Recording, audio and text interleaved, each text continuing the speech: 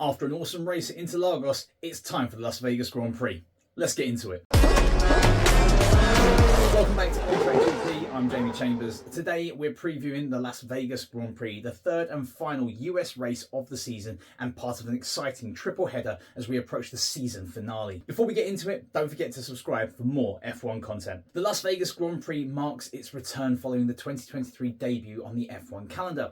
While initial reception was mixed, particularly due to the FIA's controversial handling of fans during practice sessions following a sewer drain incident that damaged Carlos Sainz's car, the event ultimately proved successful. The combination of on-track action and the spectacle of Las Vegas created an entertaining weekend despite early skepticism. The race demonstrated that a street circuit in Las Vegas could deliver compelling racing, even though some aspects of the event's presentation were considered over the top by F1 purists. The Las Vegas Grand Prix represents a massive technological and infrastructural investment, with the circuit costing approximately $500 million and incorporating advanced engineering techniques. Its track surface was designed using laser leveling and specialized asphalt to create an exceptionally smooth racing environment. Temperature presents a unique challenge for this race, with potential track temperatures around 10 degrees Celsius, making it potentially the coldest night race in F1 history.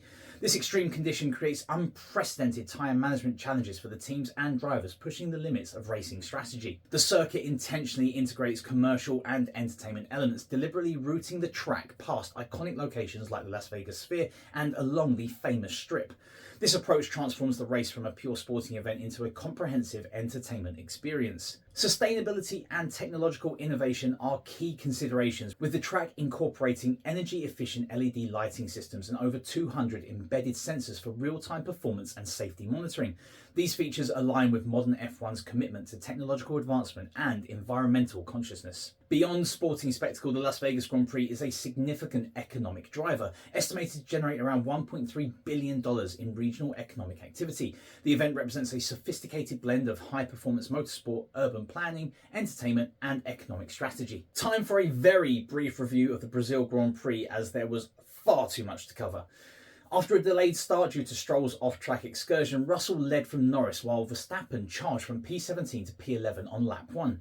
Mid-race rain brought strategic chaos, with Verstappen, Ocon and Gasly staying out due to a VSC period. Following a red flag and subsequent safety car for Sainz's crash, Verstappen passed Ocon for the lead and dominated to victory. Alpine secured a double podium with Ocon and Gasly, followed by Russell and Leclerc. The Brazilian Grand Prix showcased Max Verstappen's exceptional talent as he secured victory from P17 on the grid, effectively ending Lando Norris's championship hopes. This victory puts Verstappen on the cusp of securing his 4th World Championship title. Up next is my circuit overview. The Las Vegas Street Circuit is a low downforce track similar to Monza, but with more technical sections. It features 17 turns that challenge drivers with blind corners, particularly at turns 7 and 12. The circuit weaves through iconic landmarks, including the Las Vegas Sphere and the world famous Strip, with 2 critical DRS zones, the primary overtaking opportunity being at turn 14. What makes this race particularly unique is its status as a night race with an exceptionally cold temperature, forecasts being below 10 degrees Celsius, making it potentially the coldest race of the 2024 season. The track's street circuit nature means significant track evolution, with the racing line becoming increasingly crucial as rubber is laid down. The Las Vegas circuit presents unique technical challenges that set it apart from traditional F1 venues. The track utilises Pirelli's softest compound range, C3, C4 and C5, creating interesting strategic possibilities. It's designed as a low downforce circuit similar to Monza. The 2023 race showed that a one-stop strategy was optimal, despite high tyre stress levels. Different teams show varying performance levels on the tyre compounds, with McLaren and Red Bull excelling on softer compounds, while Mercedes typically performs better on harder rubber. These characteristics create opportunities for varying strategies and performance advantages among different teams. So what are the overtaking opportunities? The circuit's 17 turns present a diverse challenge for the drivers and teams. 2 DRS zones provide crucial overtaking opportunities, with turn 14 emerging as the primary passing location. The layout features several blind corners, particularly turns 7 and 12, requiring driver confidence and precise car placement. The mix of low-speed corners and long-speed straights creates multiple challenges for car setup and driving technique. The first turn is particularly challenging, requiring a specific approach to optimize the corner exit and set up the following sequence. The combination combination of these elements creates a unique challenge that rewards both technical precision and strategic thinking, making it a distinctive addition to the F1 calendar. Last year saw 99 on-track overtakes, suggesting that we should expect plenty of passing opportunities again this year. Just a quick review of what happened last year at the Las Vegas Grand Prix. This was the inaugural event, providing several memorable moments that helped establish its credibility as a racing venue. The battle between Leclerc and Verstappen was particularly noteworthy, featuring aggressive racing and strategic overtakes. A dramatic incident between George Russell and Max Verstappen added uncertainty to the race's outcome, though Verstappen ultimately prevailed in characteristic fashion. Lando Norris's uncharacteristic crash due to an unexpected bump highlighted the challenges of the street circuit. The race start was especially treacherous due to low grip conditions, with drivers struggling on cold tyres. Tyre graining emerged as a crucial factor, with success favouring those who could manage this issue effectively. The event was also memorable for Checo's introduction by Bruce Buffer, adding a unique entertainment element to the race weekend. Some quick stats from last year. Pole position was Charles Leclerc with a 1:32.526. The top speed was 346 km an hour, and the fastest race lap was Oscar Piastri with a 1:35.490. Okay, time for some quick team expectations. Sauber. The team arrives in Las Vegas with recently introduced floor updates that could provide midfield surprises. Their strategic race management might position them for an unexpected points finish. Here's hoping. Williams. The circuit's technical characteristics will likely challenge Williams' current package, relegating them to the back. They might benefit from potential race chaos or attrition scenarios that could create unexpected opportunities. Alpine, after an impressive showing in Brazil that elevated them to 6th in the Constructors' Championship, Alpine faces a challenging weekend in Vegas with a car package that seems poorly suited to the Las Vegas circuit's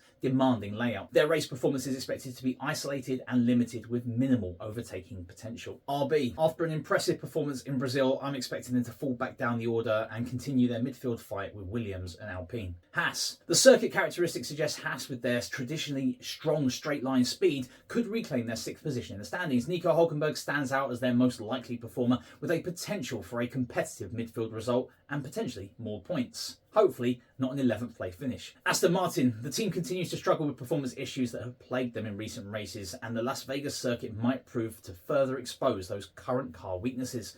Cold track conditions and challenging slow-speed corners could particularly challenge their tyre management and overall race strategy. Mercedes comes off a mixed Brazilian Grand Prix where George Russell managed to outperform the car's potential while Lewis Hamilton struggled with balance issues.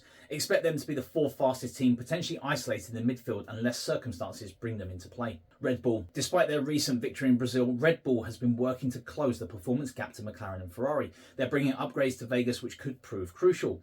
While they might struggle in race trim, Verstappen could still be a contender for pole position. Ferrari's performance at this circuit could be interesting. While they might face challenges with the tyre warm-up in qualifying due to the cold conditions, their overall package suits the race layout well.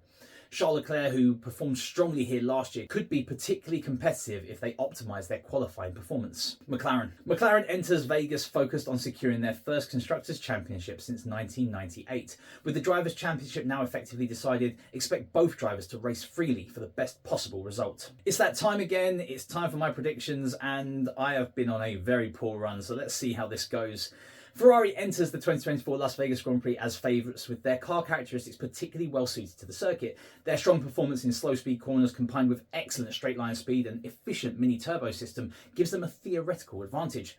McLaren I'm predicting to be the 2nd strongest team in performance, while Red Bull, despite their overall dominance, I'm expecting to face more challenges here, so will only be 3rd fastest.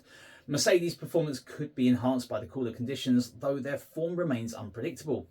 Lower expectations are set for teams like Aston Martin, RB, Haas, Alpine and Williams, though Sauber's new floor updates could create surprises in the mid to backfield battle. So who am I watching? Ferrari are still my dark horse. I'm backing Charles Leclerc to absolutely nail this weekend. His smooth driving style suits these technical street circuits perfectly, and after last year's performance, he's hungry to prove a point, especially after Carlos Sainz's win and also with Hamilton joining the team soon. McLaren can continue to challenge. Oscar Piastri is again my wild card. He's got raw talent that could explode into something spectacular, especially on a circuit that rewards clean, aggressive driving. Red Bull will remain the vulnerable champions. It feels strange saying this, but Max Verstappen might actually struggle here.